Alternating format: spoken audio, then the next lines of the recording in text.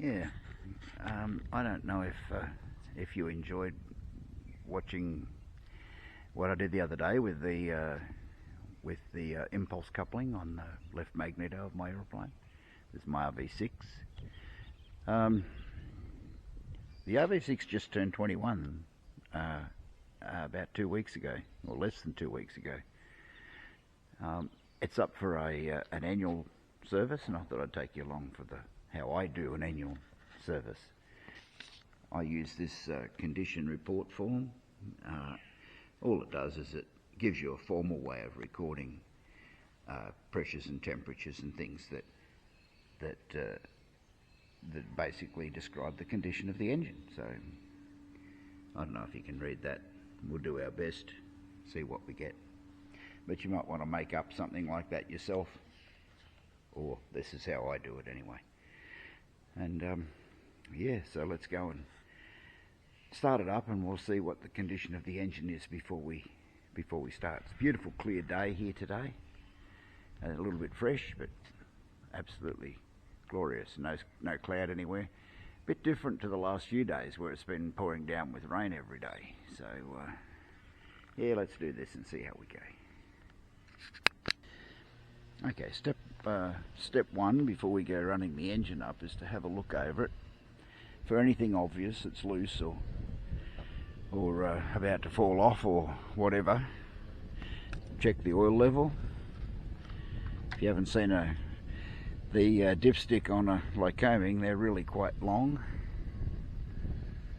This is around 6 quarts, which is okay because we're going to drain that in a minute anyway and put new stuff. But yeah, that's the Lycoming all ready to go. I'll try and talk you through what I'm doing as I do it.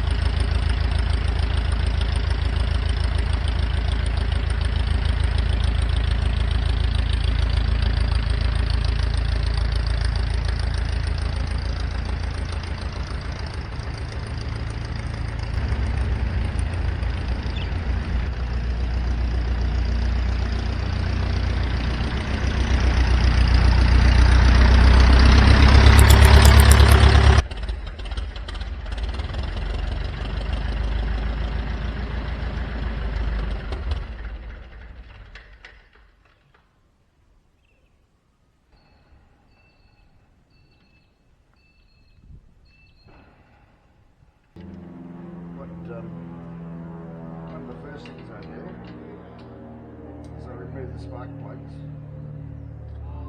especially the lower ones. Use 2 spanners to do this. Don't try and do it with one.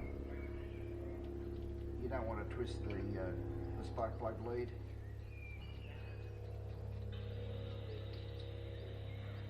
Be careful with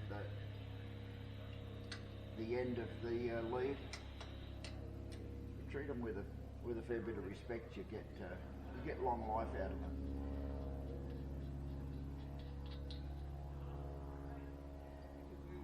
Okay, and the 2 on the other side.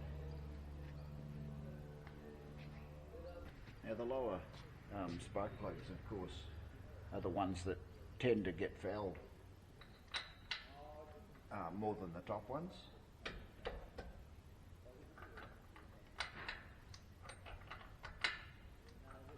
But because of the RPM drop, about 90 RPM on each magneto, that says that the spark plugs are pretty clean. They're pretty good.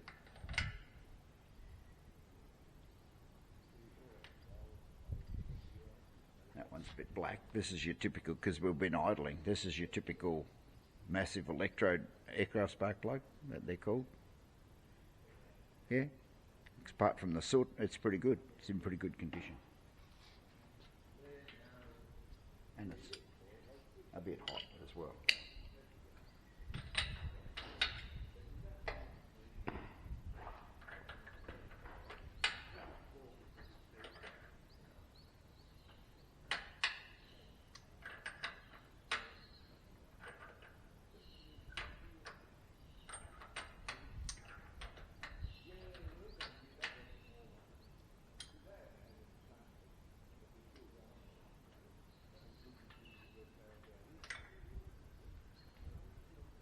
That one's just as sooty.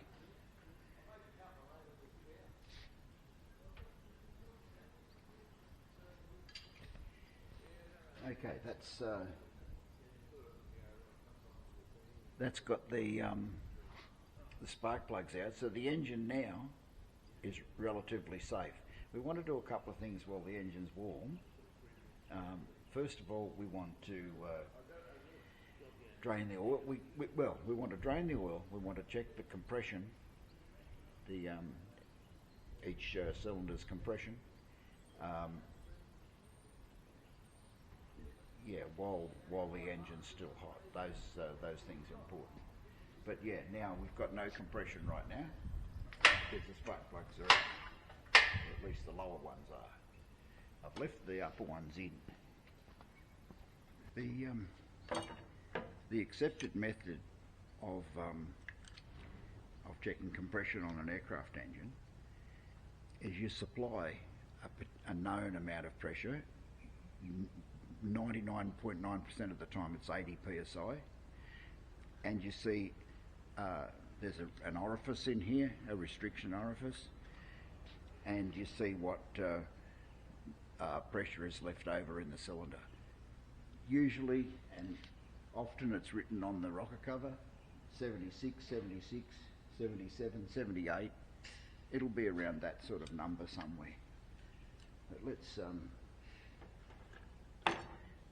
let's do one and we'll see. So we screw this hose into that where the spark plug was.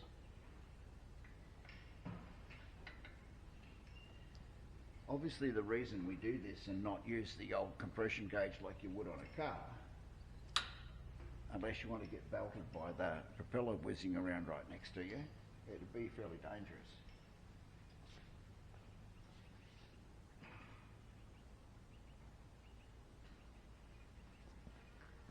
Okay.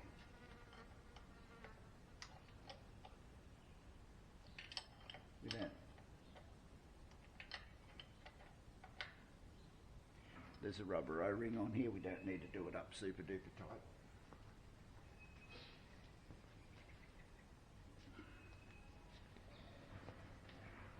But we do need that that cylinder, whichever cylinder we're checking, we need it to be on compression. Oh, there we go. We turn the propeller in the direction of rotation. Not a good idea to turn them backwards. You turn them backwards, the oil pumps backwards, pumps basically air out of the rocker covers and puts it back in the sump, which is not a good thing. But it also turns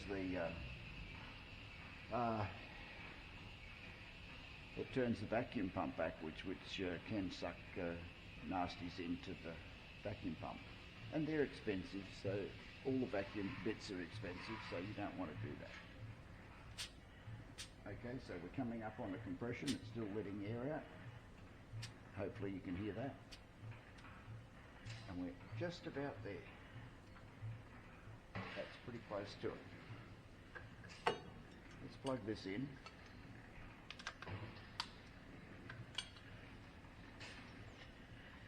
The air's turned off right now.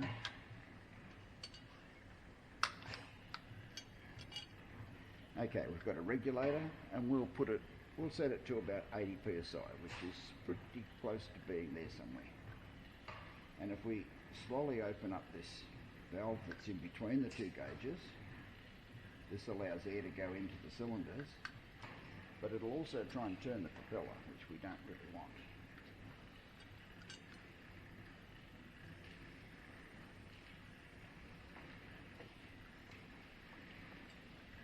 until that's fully open. And that's about where we want it there. And we've got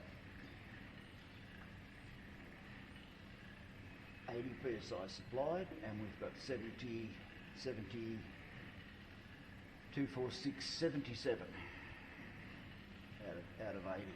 We give it a bit of a wobble to make sure that it's seated as best it can. Yep, 77 is about spot on. Okay, shut the air off, and now the engine can turn if it wants to.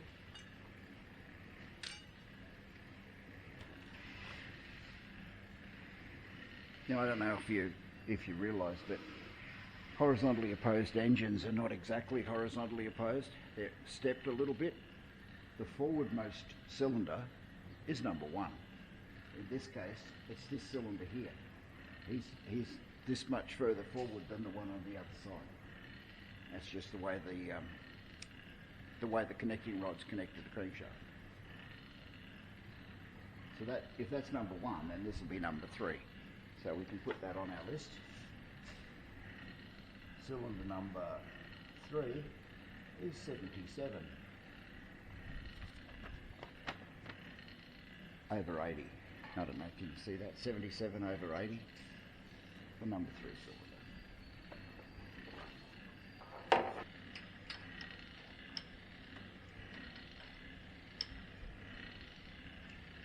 Okay, now just like the other one, we find compression.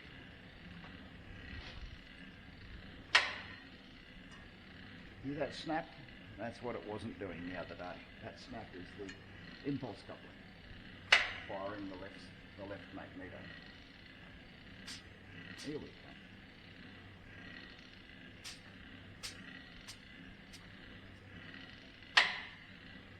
That's pretty close to where we want it anyway. Let's see how we go.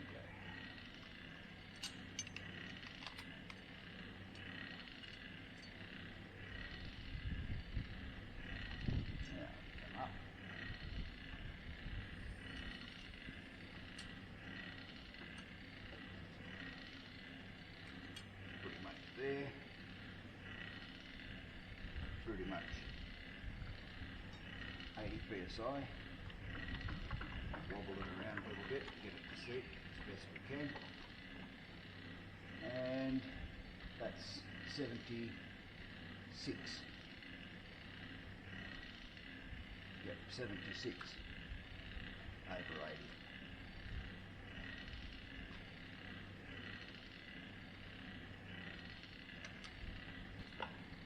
Cylinder number 1, and looks like it was 76 last time. There's that one with the circle around it. I'll do the other two. I'm not going to bore you with that. Hopefully they'll come up pretty good, which is, there's no reason to believe they won't.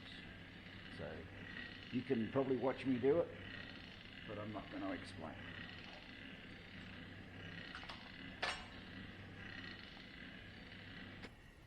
Here's the sump drain plug up here. We want to remove that. Inside that drain plug is a screen.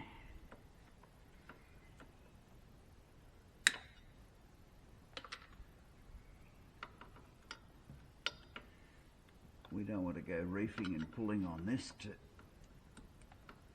damage the little hole in the crankcase. We'll just gently take that out.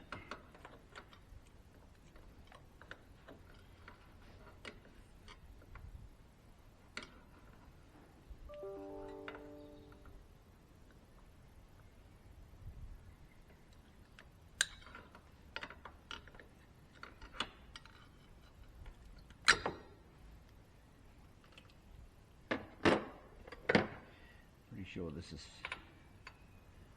5/8. Oh, look at that. We don't really need to oil these tools right now, so we'll take them out of the way. Now, there's no easy way to do this. You're going to wind up with oil all over the place. At least that's my experience anyway.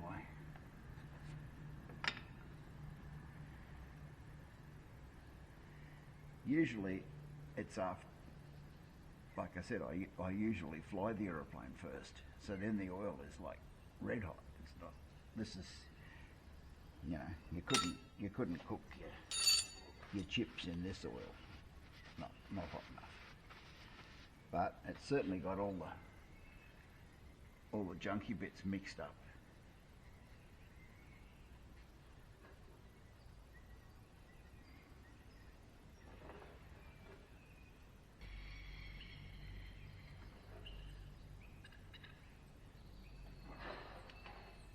And there it is.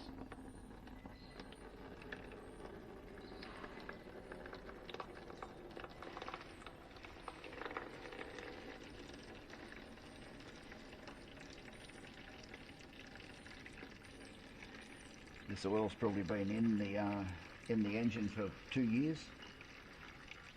It was in there for about a year, and then I've been away for a year, so almost 2 years anyway.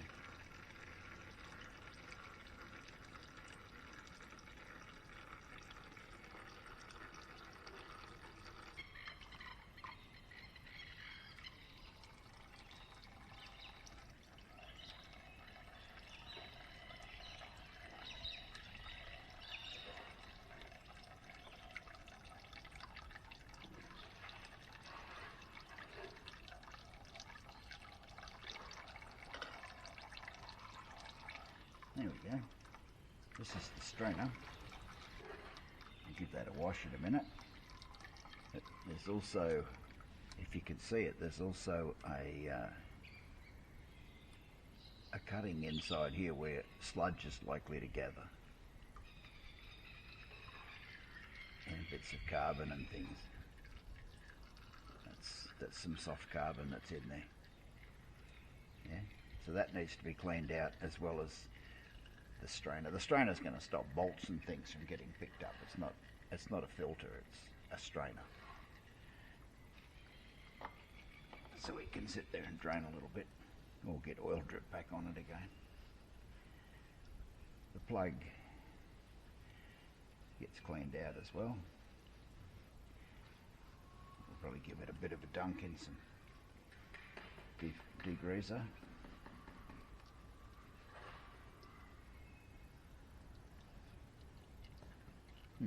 Yeah, it's pretty clean anyway. The aeroplane's done very few hours since the last service. I haven't looked at the maintenance release yet, but it's probably only less than 10 hours, I imagine.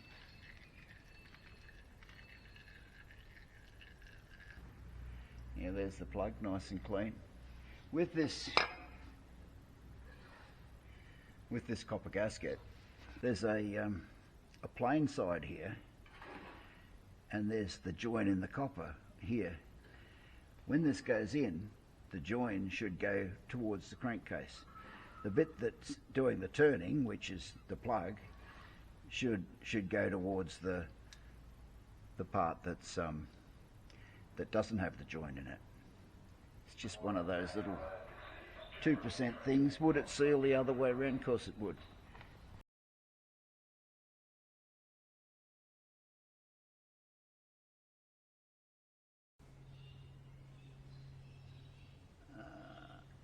I probably can't show you, but that's beautiful. Nice and clean.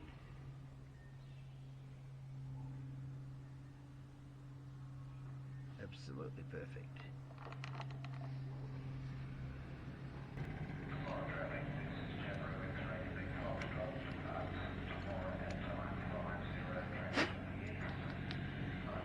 Okay, so this one was cleaner than the other one. I don't know if you can see in there. Let's see if we can work this out.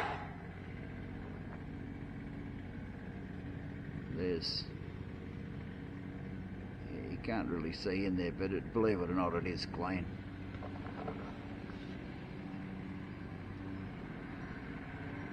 There's another hole process of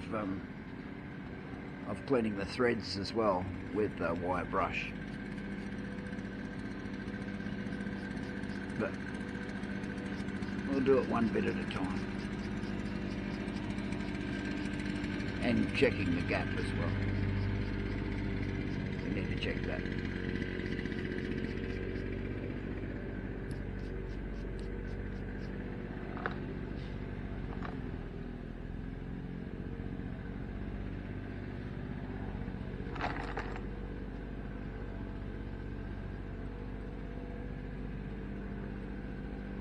Just got the bottom spark plugs back in. I've just put the engine oil back in the engine, or new engine oil in the engine, and I just wind it over to get the oil pressure up while I've still got no spark.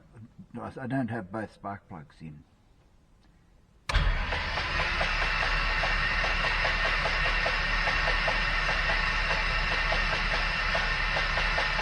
And there's the oil pressure coming up now.